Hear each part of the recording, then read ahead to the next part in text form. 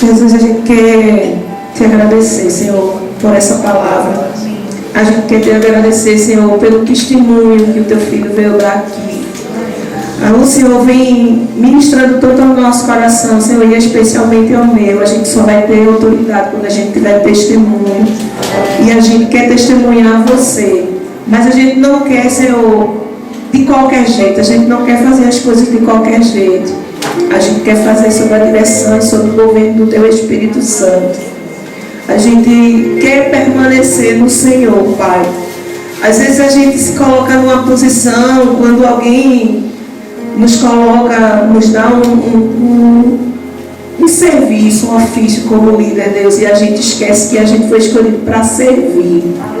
E por isso muitas vezes a gente começa a carregar as cargas que não são as cargas que o Senhor quis que a gente carregasse. O Senhor disse que a gente deve deixar tudo no Senhor e pegar o seu fardo, que é leve. O Senhor disse que a gente deve aprender com o Senhor, que é manso e humilde de coração, Pai. Nos ajuda, Espírito Santo, a viver a palavra que Jesus disse: permaneceres em mim. Se as minhas palavras permanecerem em vocês, vocês vão pedir o que quiser e vos será concedido. E o que a gente quer é o teu Espírito em nós. O que a gente quer é mais de você em nós. O que a gente quer, Senhor, é ouvir a tua voz todos os dias. O que a gente quer, Senhor, é cada vez mais diminuir essa distância que há entre você e nós. O que a gente quer, Senhor, é tão somente estar no Senhor, porque a gente sabe que o Senhor é bom, porque a gente sabe que o Senhor é fiel, porque a gente sabe que o Senhor tem a direção perfeita, porque a gente sabe que o Senhor é o caminho reto. O Senhor é o Deus soberano. O Senhor é o nosso Pai a quem a gente tem plena liberdade, Senhor, de entrar na tua presença e colocar o nosso coração da forma que estiver, como o pastor Henrique colocou aqui nesse altar, quando ele testemunhou, Deus, a vida, da forma como ele orou. Às vezes as nossas orações são tão agressivas, são tão cheias de exigências, tão cheias de eu, Pai. Nos ajuda, Espírito Santo. Amém. Nos ajuda, Senhor. Amém. Olha para nós, Pai, e nos ajuda a elevar os nossos olhos para você. A gente não perder o foco de você, a gente não perder a direção, Deus. Não deixa que a gente se encante com títulos, não deixa que a gente se encante com honra de homens. Não deixa, Pai, que a gente seja seduzido pelas coisas que esse mundo é seduzido. Não deixa a gente sair de você, Senhor. A gente sabe que a gente está em você, mas muitas vezes a rebelião do nosso coração tende a nos levar no caminho que não é o teu caminho. Nós queremos estar em você. Renova, Senhor, nesse dia. Renova a nossa força. Renova a nossa mente, Deus. Tira de nós a preguiça. Tira de nós, Senhor, o conformismo com as coisas desse mundo. Com qualquer coisa, com tudo bem. Tudo bem não é tudo bem se for tudo bem para o Senhor, Pai. Ser exaltado, Deus. Nos ajuda, Senhor, a te exaltar, a te glorificar, a te honrar. Nos dá um coração grato, Deus, reconhecendo o que você fez por nós. Em nome de Jesus, Senhor. Em nome de Jesus, que nós consigamos permanecer no Senhor verdadeiramente. Amém? Vamos louvar ao Senhor. Aqui. Eu vou louvar, será que é uma música específica antes da senhora? Pronto, vamos louvar a música dela. Amados, olha, eu sempre falo nos cursinhos que eu gosto de olhar as pessoas nos olhos, né? Porque Jesus, ele nos seduzia através do olhar, né? Ele tinha um olhar tão poderoso que ele olhava para a pessoa e dizia: vem, segue-me. E ninguém resistia a isso.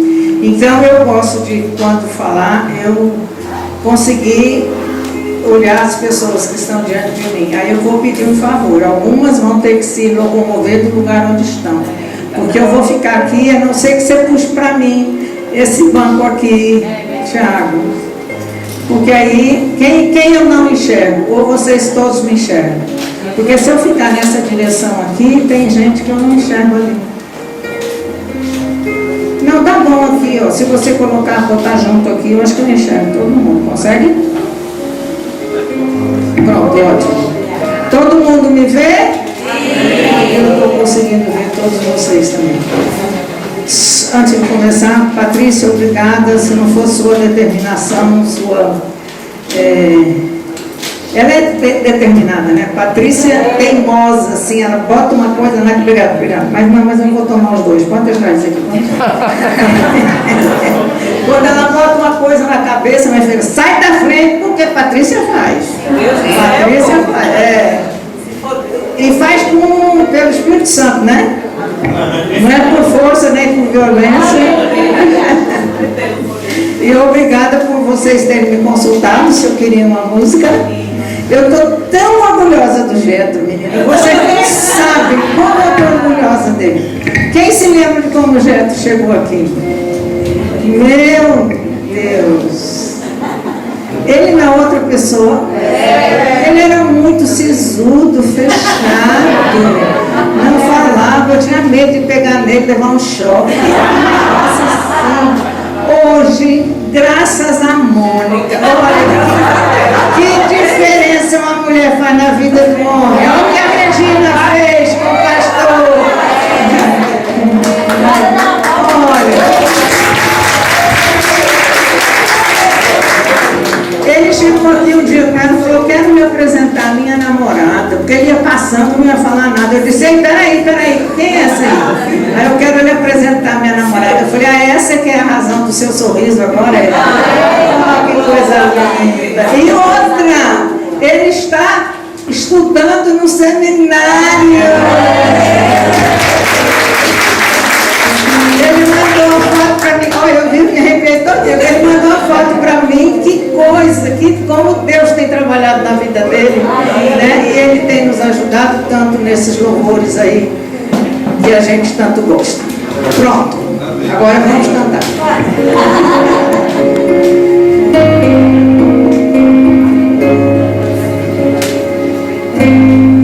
Quando ainda existem belezas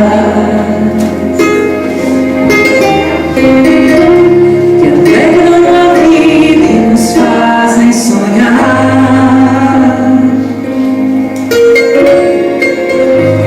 recantos felizes da natureza.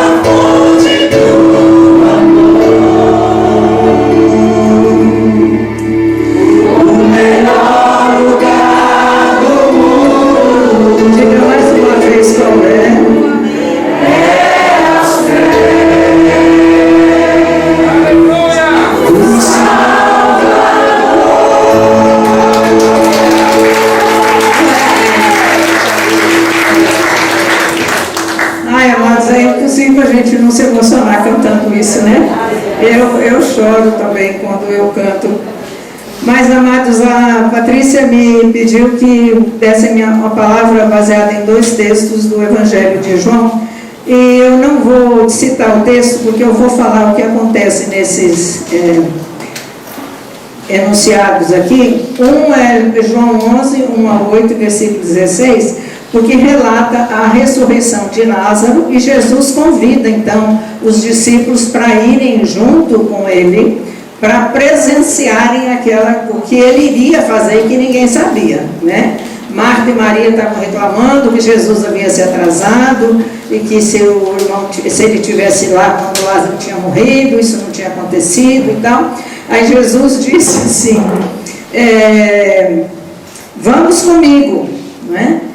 Porque vamos ter com ele, vamos ter com Lázaro. Mas Jesus, para o entendimento de Tomé, era que vamos ter com ele, é que eles teriam que morrer também. O Tomé imaginou desse jeito, porque o Tomé é meio fraco da fé, né? Vocês sabem disso. Aí então ele falou, mas peraí, vamos ter com ele, quer dizer que a gente vai ter que morrer? Quando na verdade Jesus queria que eles presenciassem o que ele faria, não é? E o segundo texto é que depois da ressurreição, Jesus aparece aos discípulos e diz, paz seja com todos. Então Tomé não estava no momento, Tomé não acreditou, e Tomé disse para os seus amigos, eu só acredito se eu tocar, né, nas chagas das mãos de Jesus, eu só vou acreditar que ele ressuscitou se acontecer isso. Então a gente vê que mesmo muitas pessoas estando em comunhão numa igreja ou com outros irmãos ou numa comunidade, elas podem não ter aberto seus olhos espirituais para ver tudo aquilo que Deus faz. Eu vejo o milagre de Deus todos os dias. Todos os dias. Eu sou um milagre de Deus. Quando eu levanto, a minha oração é, Senhor, muito obrigada por mais uma oportunidade que tu me dás de viver. E eu digo obrigada, porque eu não estou sentindo dor, eu não estou no hospital, eu não estou passando por tribulação. Se eu tivesse, eu sei que eu teria sua companhia. E eu digo, o que nós vamos fazer juntos hoje? Amém. Essa é a minha oração quando eu acordo. Qual é a hora apropriada para orar? A gente vai conversar sobre isso. Mas Patrícia tinha sugerido que eu devia falar da unidade do corpo de Cristo e depois orar por líderes que geraram um sentimento de frustração dos seus liderados.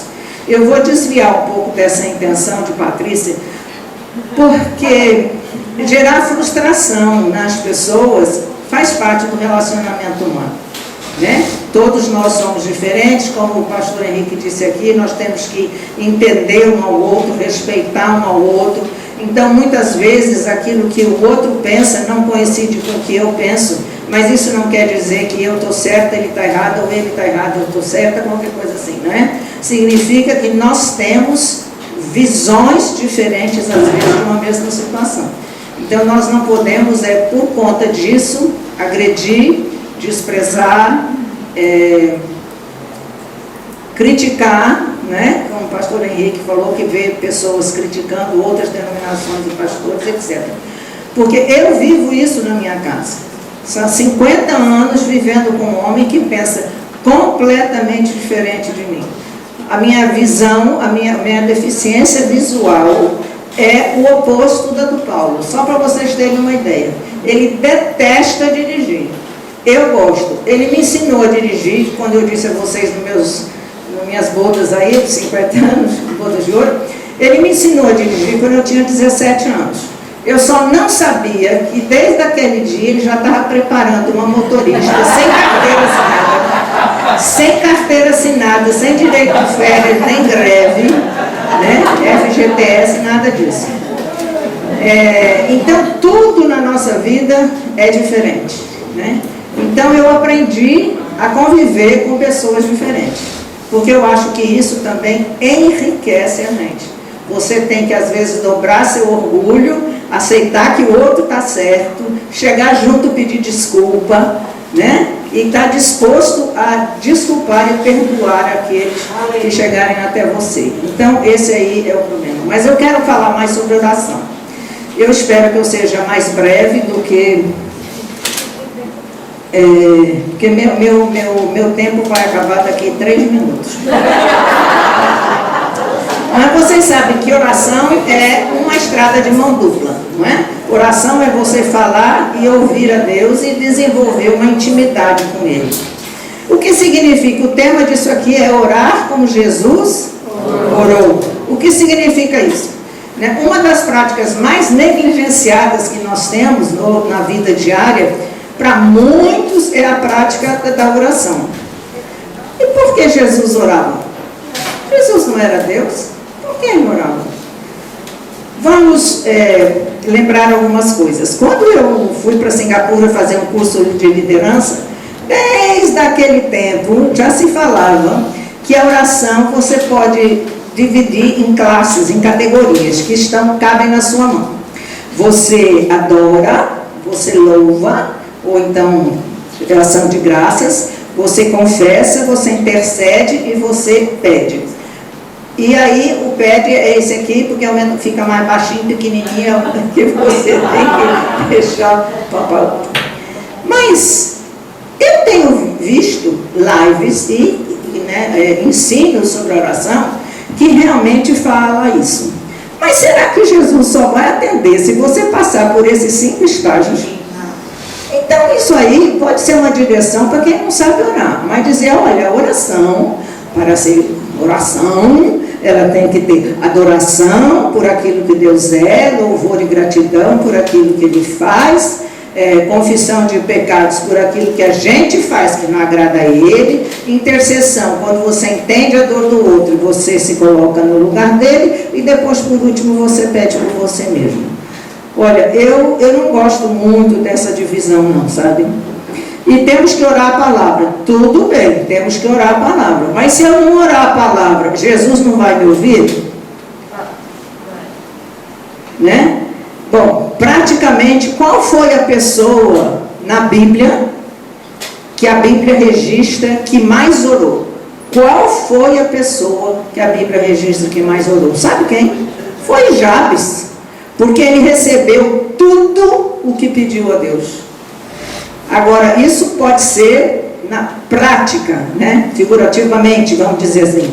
1 Crônicas 4, 9 e 10. Jesus concedeu os desejos do coração de Jabes. Agora, exemplos de outros que oraram muito: Jonas, Jó, Ana, Estevão, Josué, Daniel, Davi, Elias, Ezequias, Gideão. Outro problema: que horas devemos orar? Ai, meu Deus. Bom, eu já disse a vocês, quando eu boto o pé no chão, eu faço essa minha oração todo dia. Mas eu falo para Jesus, a gente só vai se encontrar agora de noite, certo? Porque o meu tempo com Deus, de leitura da Bíblia, oração, chorar aos pés dele, fazer tudo, é quando eu deito para dormir, que eu tenho no meu celular a programação de ler a Bíblia durante um ano. Eu já estou no 9º ano desse propósito. Há 9 anos que eu comecei a ler minha Bíblia quando eu vou dormir. E eu posso até ler em outro momento, mas não é a mesma coisa. Deus fala comigo naquela hora. É uma coisa assim, parece que a gente entra numa sintonia tão grande, sabe? Eu choro muito, faço print, mando para os meus filhos e falo assim, devocional da madrugada. E pá, mando para eles, sabe? Mando para Marcondes, né? Mando para algumas pessoas. E então, umas pessoas dizem assim, não, você tem que acordar 15 minutos antes e tem que orar antes de sair, antes de você comer, tomar banho, sei lá o quê, antes de ir para o trabalho, você tem que orar para você se abastecer. Meu Deus! E se essa não é a hora mais adequada? Se a pessoa vai orar 15 minutos antes, mas ela fica, eu não posso chegar atrasada no trabalho, será que o trânsito está fluindo? Se não está, depois eu tenho que pegar a criança na escola, que não sei o quê. Não, por isso que eu oro de noite, que aí já está todo mundo resolvido, já está todo mundo só acordado, estou eu. Há outros que dizem que você tem que orar meia-noite, é o melhor horário, né? Então, outros dizem, não, 3 horas da manhã, porque às 3 horas da manhã a ciência diz que a melatonina está no nível mais baixo no organismo humano, então é mais fácil de você acordar e ficar desperta para orar se for às 3 horas da manhã. Gente, eu vou dormir às 3 horas da manhã. Eu tenho me deitado 3 horas. Se vocês olharem, muitas vezes, até 3 horas da manhã, eu estava online, né? Orando, lendo minha Bíblia. Eu só fico desonline, eu só fico desonline depois desse horário. Agora, por que tem que ser de madrugada? Será que é porque a fila está menor? Uai, mas a fila pode estar menor que no Brasil, mas e no Japão, e no Adorei. Então não adianta você ficar falando que tem que ser de madrugada, embora Provérbios 8:17 diga, os que de madrugada me buscam me acharão. Mas Jesus está disponível em qualquer horário, qualquer momento, né? Não precisa marcar hora não, o telefone dele nunca está interrompido, nunca deixa de estar ocupado, nem fica sem sinal, nem descarrega a bateria, nada, qualquer hora, né? Olha, o que a gente tem que aprender é que Jesus tinha uma rotina de oração. Você tem. Qual é a sua rotina? É diária? Você tem um horário? Ou como é que você administra tudo isso? Jesus orava quando as coisas iam mal. Jesus colocou a vontade de Deus acima da dele. Seja feita a tua vontade. Isso ele fez quando ele ensinou a orar ao Pai Nosso, ele fez na cruz, etc. Sempre ele orava e dizia isso. Ai, Jesus responde às nossas orações? Claro que responde. Mas não tem dúvida. Só que ele pode dizer para você sim, pode dizer não e pode dizer espere, né? Tem gente que fala, ele fala sim ou não porque a gente não está preparado. Não, a gente às vezes não está preparado mesmo, então tem que esperar. Você não dá uma faca para uma criança de 5 anos porque ainda não está na idade dela saber manusear aquilo ali com maestria para não se machucar. Então ela vai ter que esperar chegar a uma idade, né, que ela possa fazer isso. Às vezes o não de Deus, às vezes não, sempre é para o nosso benefício. Eu me lembro de estar lendo um livro da mulher do Peter Marshall, ele falando que se Deus tivesse ouvido as orações dela, ela tinha casado com outros homens e não com o Peter Marshall, porque ela se apaixonava pelo jovem da época. Senhor, eu quero casar com ele. Senhor, eu quero casar com ele, né? E Deus, não é esse. Deus, não é esse. Até que o Peter Marshall entrou na vida dela, né? Jesus orava antes de tomar decisões importantes, né?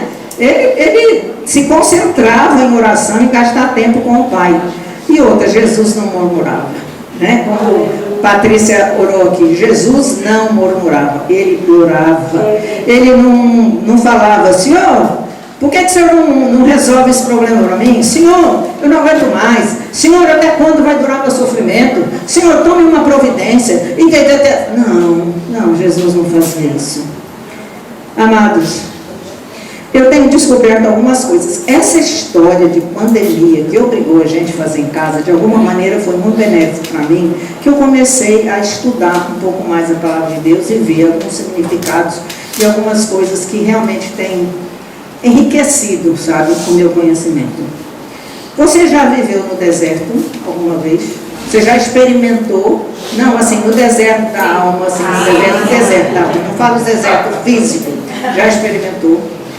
Você sabe o que significa deserto na Bíblia? Sabe? Jesus ensinou seus seguidores a não usar a sua espiritualidade para chamar a atenção sobre si. Jesus orava em lugar afastado. Ele se retirava.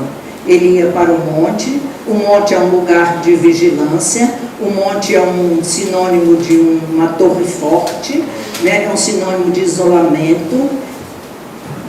Pode ser um sinônimo de deserto, não é? Olhe, Vamos falar aqui do deserto. Você acha que Jesus precisava orar? Ele não era Deus? E será que ele orava a si mesmo? Pai e filho tinham um relacionamento eterno antes do filho tornar-se ser humano, né? E Jesus queria fazer a vontade do Pai, conhecer a vontade do Pai, manter relacionamento com o Pai. Como é que você conhece a vontade de outra pessoa se você não convive, se você não conversa? Lá em casa, quando as minhas irmãs ligam para mim e eu estou com a família, ou a família sai, ou eu saio. Porque é 1 hora de conversa no telefone. Para você ver como nós somos diferentes, meu marido diz assim: meu Deus, como é que você consegue conversar 1 hora com a sua irmã? Eu não converso 5 minutos com as minhas. Eu digo, eu estou cultivando relacionamento. Eu estou cultivando. E é isso que eu faço com Deus. E cultivar relacionamento não é você acordar 15 minutos antes do seu trabalho e fazer aquela oração apressada e viver o resto do dia sem se lembrar de Deus, né? Eu queria ver aqui aonde que eu falo de João Batista. Peraí, eu vou virar aqui. João Batista, o deserto, né? Jesus passou 40 dias no deserto, não foi isso? E você não acha que Deus falou com ele ali, naqueles 40 dias? Deserto é um lugar, não precisa ser físico, onde você se isola de toda a atração que o mundo lhe oferece. Você pode viver seu deserto, mesmo não esteja sofrendo, você pode viver o seu deserto com Deus. João Batista pregava no deserto. Deserto é o lugar de você ouvir a voz de Deus, porque nada te distrai. Eu já estive no deserto, uma dessas viagens que a gente foi para Israel. Nós passamos pelo deserto e fizemos quase que o trajeto de Moisés, né, para livrar o povo do Egito. O som do vento do deserto muitas vezes nos reportam ao som de águas do Espírito Santo. Muitas vezes você ouve aquilo ali, você percebe como se tivesse vindo umas ondas, sabe, no vento do deserto, viesse em sua direção. No deserto as distrações são mínimas. Mateus 3 diz que João Batista apareceu pregando no deserto. Marcos 1, João Batista proclamava no deserto o batismo de arrependimento e perdão de pecados. Lucas 3, a palavra de Deus foi dirigida a João, filho de Zacarias, no deserto.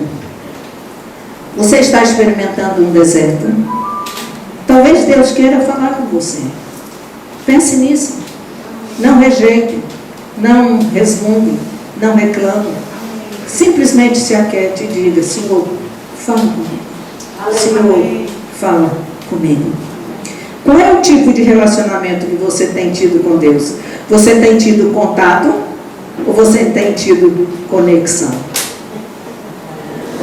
Você está sempre em contato com Deus ou você investe seu tempo para se conectar com Ele?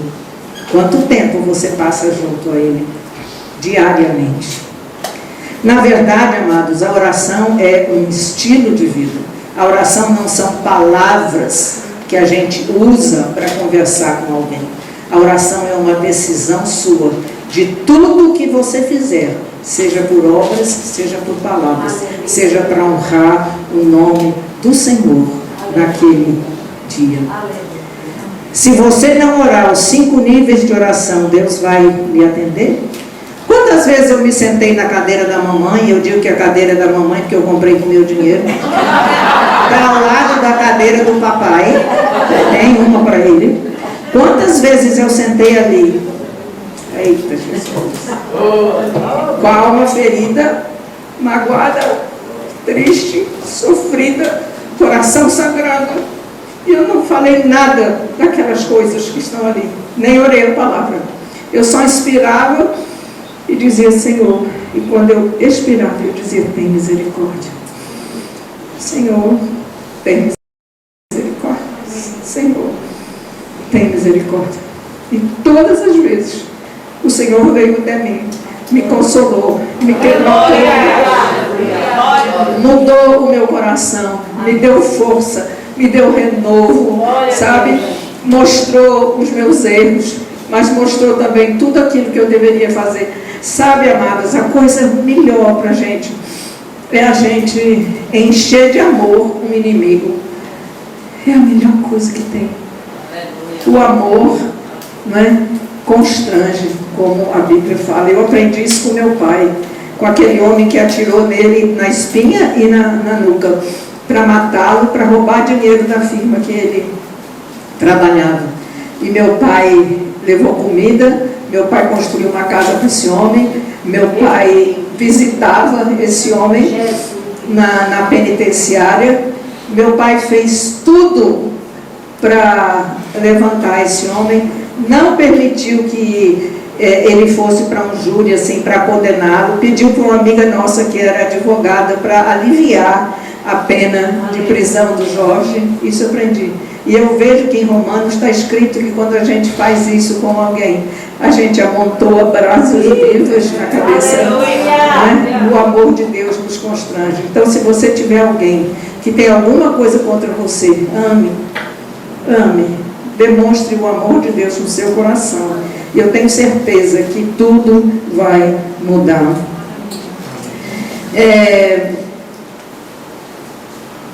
Vocês sabem que eu vim da igreja católica, né? Então eu não sabia orar. Eu só sabia orar aquelas orações que eu tinha aprendido decor. E eu tinha um compromisso de orar o terço. Eu fiz um compromisso de orar o terço todos os dias. E eu fiz isso durante algum tempo, depois que eu me casei. E um dia, Paulo foi muito compreensivo, sabe? Ele foi muito sábio. Um dia ele ouviu eu dizer assim, eu não rezei o terço ontem, e eu estou atrasado, porque aí eu tenho que rezar dois, né? Eu tenho que rezar o de ontem, e eu tenho que rezar o de hoje. Aí ele disse, bem, não se preocupe, Deus não vai lhe punir, nem lhe, né, causar dano, porque você não orou o terço que você prometeu. Ore diretamente a Jesus, o tempo que você gastaria, fale com Ele, isso não vai me levar para o inferno. Aí eu disse para ele, olha, eu vou obedecer você, mas se eu for para o inferno por causa disso, eu levo você junto. Então eu comecei a orar como? Aprendendo a palavra. Eu comecei a orar aprendendo a palavra. Eu comecei a ler salmos e a repetir, a ler salmos e a repetir, até aquilo começar a fazer parte da minha vida. Eu mastigava aquilo ali, eu engolia os salmos, né? E as escrituras também. De tanto você ver, só agora eu já estou lendo pela 9ª vez. Imagine que você vai lendo, Deus vai ministrando.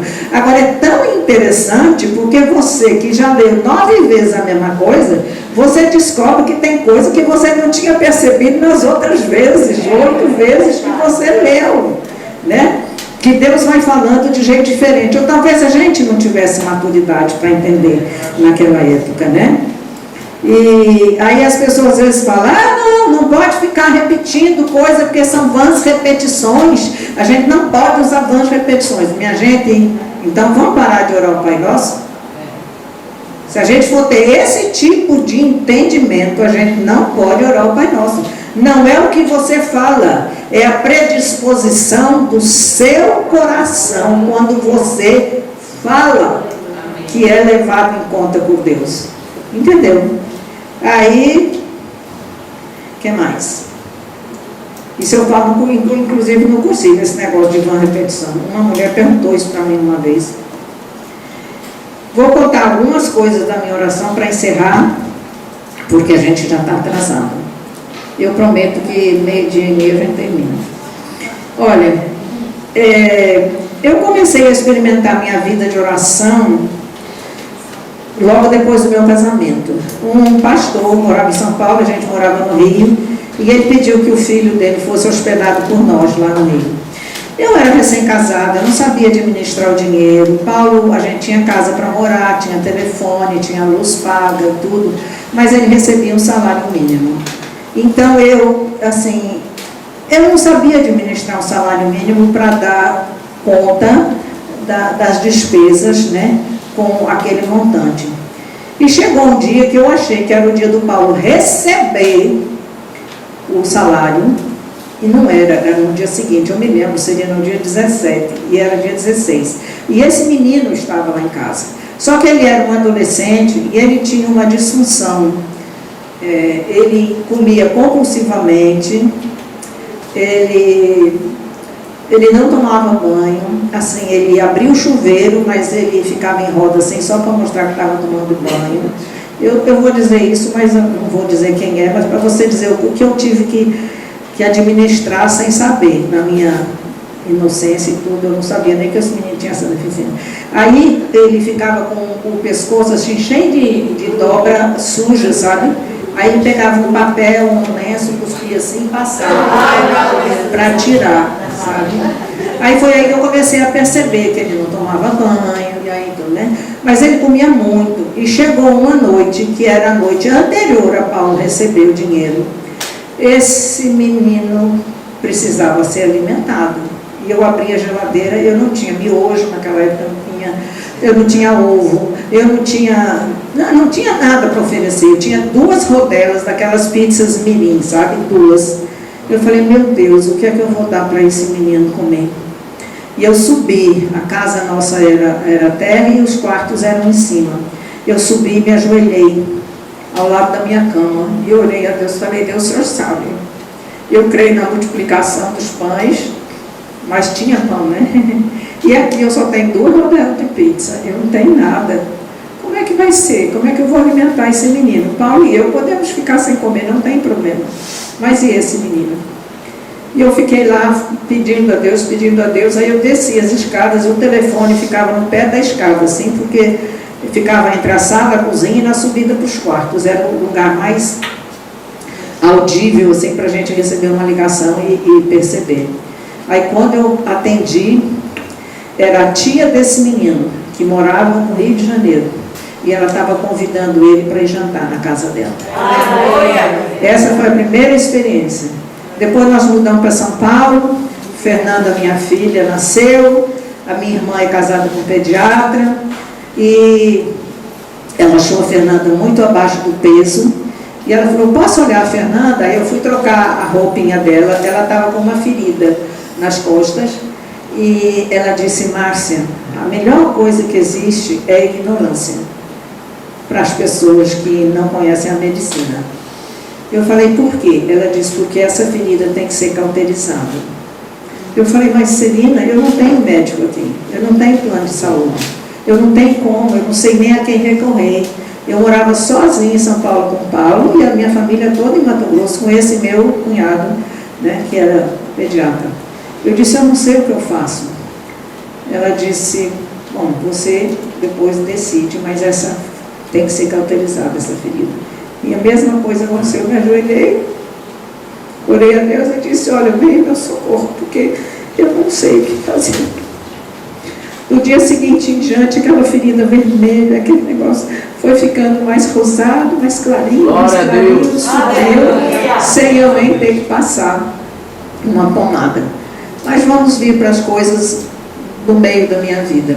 Eu estava em Israel e não consegui dormir, e Deus dizia para mim assim, Pedrinho na piscina, era o nosso neto, o primeiro neto, Pedrinho na piscina, naquela época Pedrinho tinha 2 anos, e eu naquela agonia, Pedrinho na piscina, não é possível, aí quando clareou o dia, de Israel para cá, eu não sei se são 5, 6, 7 horas de diferença, não sei, eu tive que esperar um momento de eu ligar para casa para conseguir falar com os meus filhos. E eu liguei para Fernanda, ela não atendeu, elas estavam em Porto, meus filhos. Liguei para a casa de Porto, porque a gente tinha um telefone lá, ninguém atendia. liguei para Tiago, liguei para Paulinha. Eram umas 2 horas da tarde aqui, quando eu consegui falar. E disse, olha, eu não consegui dormir. Por favor, o recado de Deus é Pedrinho na piscina, tomem cuidado. E mãe, já vem você com a idiosincrasia, com as suas coisas, não sei o que. Olha, recado de Deus é para ser levado a sério. O que aconteceu? Pedrinho tinha 2 anos e ele foi encher a caçamba de um caminhãozinho que ele tinha ganhado, né, na piscina, e ele se abaixou assim na piscina. Quando ele fez isso, ele caiu dentro da piscina e não sabia nadar. Então aí o povo correu e depois viu que era um aviso de Deus a respeito disso. Então, quando você tem intimidade com Deus, Deus fala com você, Deus te avisa, Deus te alerta, Deus te indica, não vá por aqui, não envereda por esses caminhos que você não vai se dar bem, você tem que ir por esse outro, né? Mas para Deus revelar isso para você, você tem que ter conexão, não é só contato. Eu falei com uma pessoa, como é que está a sua leitura bíblica, a sua oração? Ah, estou em dia, não tem nada atrasado, eu leio todo dia. Eu falei, eu estou atrasada, porque eu não estou tendo tempo para ter conexão. Não, eu falei, olha, você devia orar mais. Não, eu oro, porque eu não estou em dia. Não, essa pessoa tem contato, essa pessoa não tem conexão, sabe? Então, uma coisa que eu quero dizer para vocês também, agora uma coisa mais recente, nós voltamos dos Estados Unidos numa segunda-feira e havia uma cirurgia de Paulo marcada para quarta, uma cirurgia de tireoide. Eu sofro da tireoide desde que eu era adolescente, desde antes de eu casar, que eu tomo remédio, eu praticamente não tenho minha tireoide, por isso que eu sempre fui gordinha. E Paulo estava com um nódulo na tireoide. Aí eu comecei a orar porque eu não sentia paz, era uma coisa que me incomodava. Então a gente chegou na segunda, a cirurgia na quarta, o médico mandou ele refazer os exames na terça, uma angioplastia na terça. Aí ele fez a angioplastia e recebeu um laudo do cardiologista. Quando o médico cirurgião viu o laudo do cardiologista, dizendo todos os remédios que Paulo tomava, ele ligou para Paulo e disse, ó bispo, nós vamos ter que transferir essa cirurgia, porque esses e esses remédios o senhor não pode tomar antes da cirurgia, que tem que ser um período antes, não sei o quê, vocês sabem disso, não vou ficar explicando. E aí Paulo começou a brigar com o médico, não, mas não tem problema, que não sei o quê, e aí o médico disse, não, mas também o bisturi que nós temos não é aplicável ao seu caso, porque o senhor tem um CDI, que é uma espécie de um marca-passo, né? E o bisturi que eu tenho aqui, eu teria que fazer uma solicitação específica, eu não posso operar com isso. Olha, esse Paulo ficou tão bravo, que quando ele quer uma coisa, eu digo, Paulo, você casou comigo porque você é teimoso. Porque 5 anos eu namorando o povo lá em Campo Grande, você dizendo que não namorava ninguém, que não se deitava com ninguém, se não ser comigo, você casou comigo porque você é teimoso, né? E ele teimoso brigou com o médico. Aí na quarta-feira ele foi a um outro especialista, mas é um endocrinologista. O endocrinologista olhou todos os exames dele, foi até o doutor Tassilo quem sugeriu. Ele olhou para Paulo e disse, então Paulo, a cirurgia não é recomendável no seu caso. O senhor não precisa fazer a cirurgia por conta disso.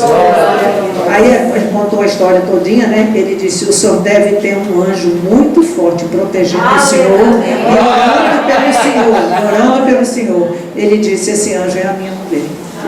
Né? Então, são essas coisas que acontecem na vida da gente. Mas agora eu quero desafiar vocês aqui. A oração implica em ação. Você não pode orar se você não for impelida por Deus a agir, se não é só contato. O que você faz quando você ora? O que Deus diz para você fazer quando você ora?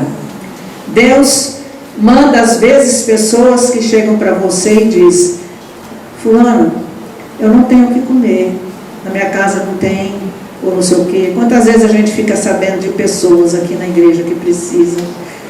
Sabe o que eu ouço muitas vezes? Eu vou orar por você. Isso é oração? Não, Deus não recebe isso. Você tem que dizer, espera um minutinho, vai lá no supermercado, compra algumas coisas e dê para essa pessoa. Isso é oração.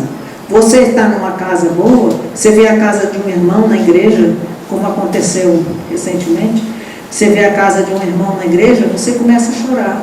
Eu falei, meu Deus, eu tenho isso e essa pessoa está desse jeito.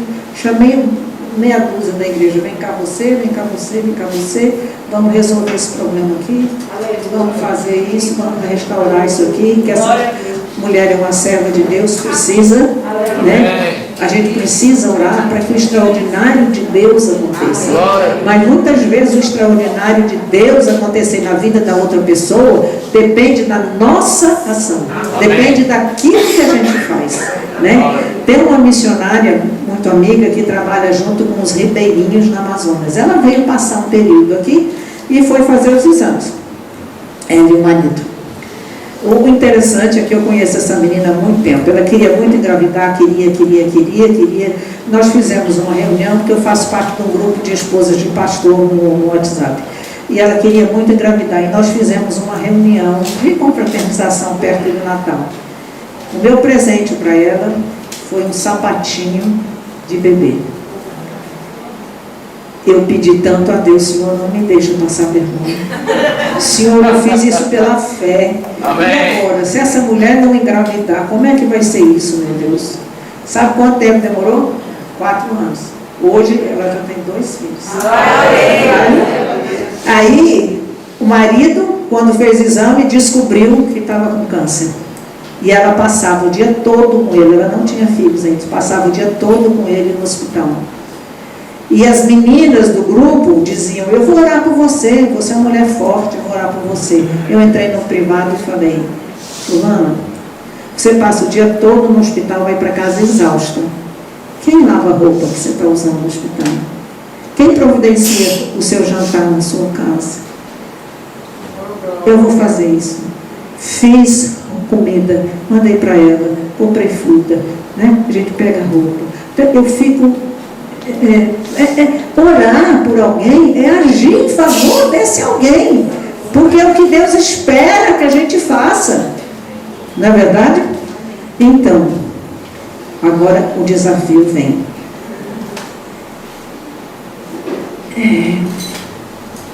Nós sempre falamos assim, a oração move o coração de Deus. Você concorda com isso? Amém. Amém? Amém. Agora eu vou fazer uma pergunta. A oração move o seu coração? Até que ponto a oração move o seu coração? O principal motivo da oração, minhas amadas e meus amados, não é a gente ficar falando com Deus somente. O principal motivo é permitir que o caráter de Cristo seja impresso na nossa vida. Quanto mais a gente ora, mais semelhante a Cristo a gente tem que ser. Você então, que está nesse ministério, que você ora, que você tem momentos de comunhão com Deus, você considera que você é melhor hoje do que há um mês atrás, do que 6 meses, do que há um ano? Encerrando, eu quero dar um bônus para vocês, que não tem nada a ver com isso daqui, mas tem com o que eu aprendi. E eu me apaixonei. Quem se lembra, por isso que eu falo que isso é fruto de oração, você descobrir coisas, porque a glória de Deus é encobrir os seus segredos, mas a glória do homem é descobrir os segredos escondidos por Deus. Isso está em Provérbios 25, eu nem sei se eu coloquei aqui. Mas a glória de Deus é encobrir e a glória do homem é conhecer isso daí, né? Então, nesse momento meu de oração, de busca, de tudo, eu queria contar para vocês a minha experiência dessa semana. Quem se lembra do número de peixes que foram colhidos naquela rede, na pesca milagrosa, quando Jesus encontrou com... Lembra? 153. E o que quer dizer isso? Você já se perguntou? Eu já me perguntei. Eu achava que era o número de espécies de peixes que havia no mundo. Outras pessoas diziam que poderia ser o número das nações que existiam no mundo. Mas não é isso. No hebraico, os números são letras e as letras são números. No hebraico não tem número 1, 2, 3, 4, não tem. Tem letras que representam os números, certo? Então, qual era o grande problema naquela época que Jesus estava vivendo? Jesus dizia: eu sou quem? Sou filho de Deus. Eu sou o Salvador. E ele foi chamado de impostor, né? Como é que ele diz que ele pode destruir o templo e depois construir em 3 dias, e não sei o quê, quando ele estava falando da ressurreição dele e tal. Então, toda a rebelião contra Jesus foi baseada nisso daqui. 153 é um código, né? Que é uma história atrás da história. É um código na língua hebraica. Se você for escrever esses números com as letras, sabe o que representa isso? 153? Eu sou Deus. Amém. Menina, eu estou pensando nisso faz um tempão.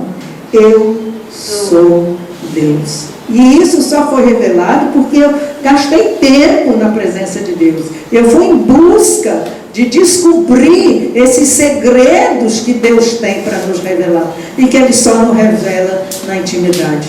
Outra coisa que está martelando minha cabeça, Jesus disse que quando Ele voltar e Ele vai separar as ovelhas, né? Muitos vão chegar para Ele e vão dizer assim: eu fiz milagres em Teu nome, eu curei, eu fiz isso, fiz aquilo. E o que Jesus falou que diria? Para eu não vos conheço.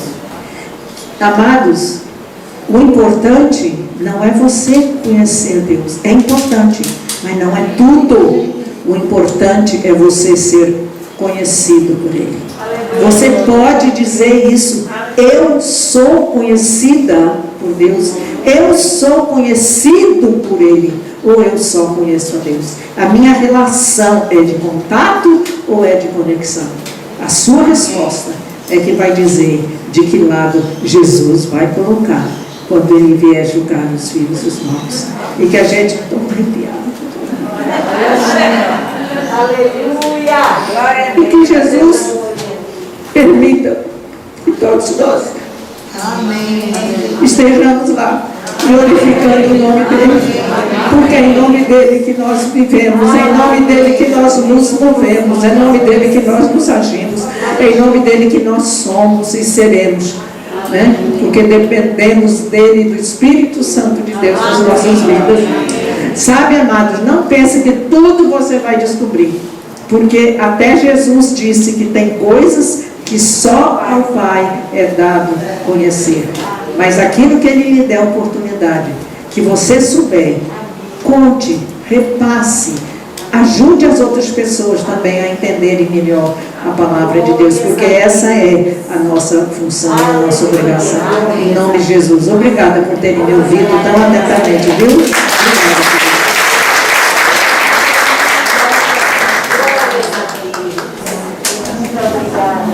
Eu gostei do Plus e gostei que eu descobri uma coisa em relação à minha vida, né? Eu também, quando comecei a aprender a orar, foi com os salmos. Eu me encantei com os salmos e por conta disso eu fui crescendo, né? A gente toca vamos ficar de pé, a gente ia abençoar a dona Márcia, Condes. Reverendo Marcondes já chegou. Já. Condes, tu pode vir aqui, por favor? Meu filho Fui, tu pode orar por ela, por favor. A senhora vai vir mais tarde também com o Dom Paulo. Eu trago ele às 6h30. Aí a gente ora por todo mundo, mas agora a gente ora especificamente por ela.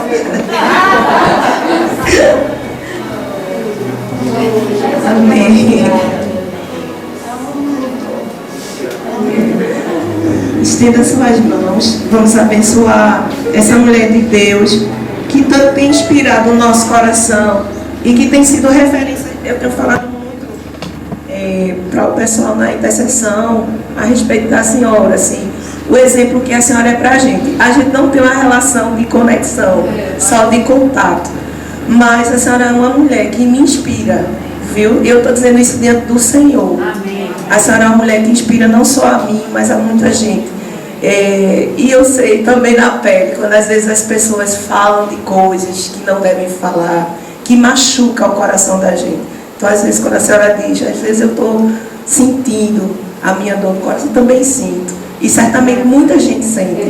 E a gente é muito grato a Deus, eu especialmente, pela sua vida. Amém. Por tudo que Deus fez e por esse encontro que o nosso Pai promoveu nessa caminhada. E por tudo que Ele tem feito nesse tempo.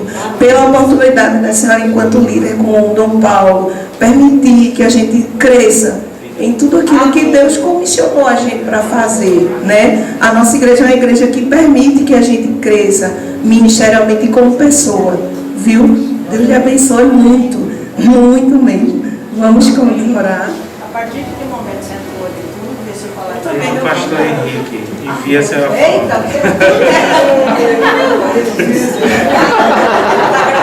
Essa nova Rejane, que eu cheguei, o pastor Henrique já estava fora. Deixa eu só contar uma história. O pastor Henrique estava trabalhando no presídio, o senhor ainda está trabalhando?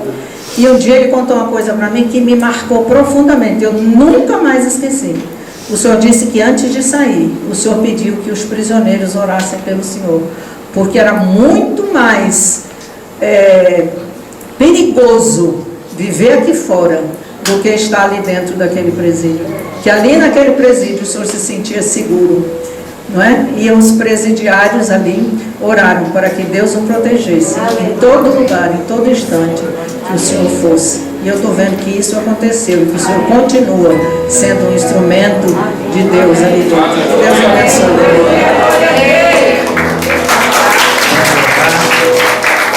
A palavra de Deus diz: honra o teu pai e a tua mãe, para que se prolonguem os teus dias sobre a terra. Qualquer ministério que não honra os seus pais espirituais, ele já começa morrendo.